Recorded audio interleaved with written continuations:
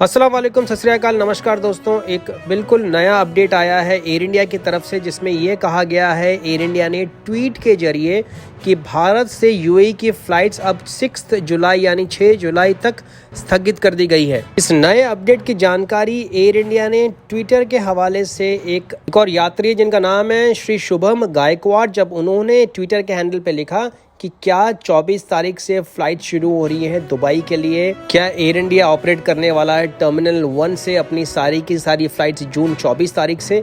इसी ट्वीट के जवाब में एयर इंडिया ने लिखा है कि इस पूरे रेस्ट्रिक्शंस को देखते हुए यूएई गवर्नमेंट ने लास्ट मिनट पे फैसला लिया है कि अब जितनी भी फ़्लाइट्स हैं भारत से यूएई के लिए वो 6 जुलाई तक स्थगित कर दी गई है। साथ में इन्होंने ये भी कहा है कि ट्विटर हैंडल को और सारे जितने जो विश्वसनीय सोर्स हैं उन पे अपनी नज़र बनाए रखें। कोई जैसी नया अपडेट आता है तो वो इन्फॉर्म किया जाएगा प्रेस के जरिए। इंडिया की इस ट्वीट की पुष्टि करते हुए दुबई एमिरेट्स एयरलाइंस ने भी कहा है कि अब जून 23 तारीख से जो फ्लाइट्स शुरू होने वाली थी, सरकार के नए डिसीजन के कारण अब जो बुकिंग्स हैं वो 7 जुलाई से ही शुरू होगी। दुबई ने भी इसी खबर की पुष्टि करते हुए कहा है कि भारत से पहली बुकिंग जो है वो 7 जुलाई के ऑनवर्ड्स ही आप प्राप्त कर सकते हैं। अब इसके कारण क्या है, ये क्या रीज़न है कि ये पूरा डिसीजन इस पे यू टर्न लेना पड़ा यहाँ की अथॉरिटीज़ को।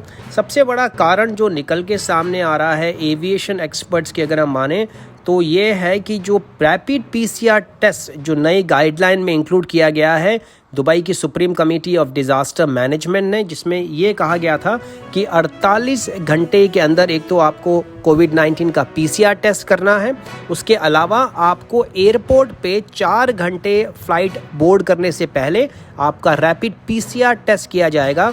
और ये पीसीआर टेस्ट या तो एयरपोर्ट अथॉरिटीज़ ऑफ इंडिया या फिर जो पर्टिकुलर एयरलाइन है जिसकी यात्रा आप करने वाले हैं, ये दोनों में से एक ना एक बॉडी इस रैपिड पीसीआर टेस्ट का पूरा अरेंजमेंट करेगी।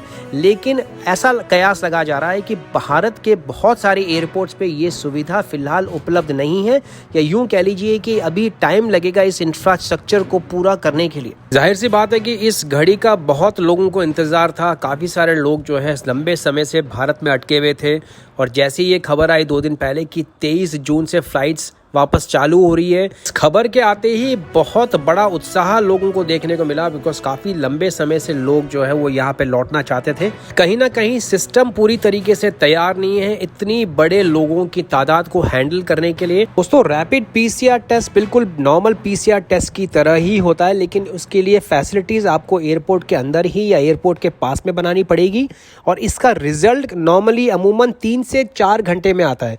एक होता है रैपिड कोविड-19 टेस्ट जो कि नाक से सैंपल लिए जाते हैं, रैपिड पीसीआर टेस्ट में गले से सैंपल लिए जाते हैं।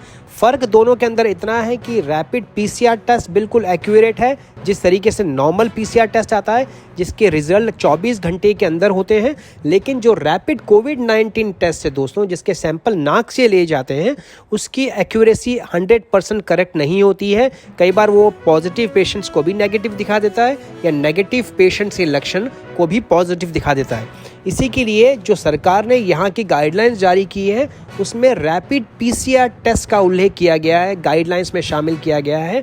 और इसी के चलते अभी भारत के जो एयरपोर्ट्स हैं, ऐसा लग रहा है कि वो अभी पूरी तरीके से रेडी नहीं है। आने वाले समय में अभी उनको कितना दिन लगता है, फ़िलहाल 6 जुलाई की डेडलाइन दी गई है, या 6 जुलाई से वापस शुरू होने के कयास लगाए जा रहे हैं इन फ्लाइट्स के।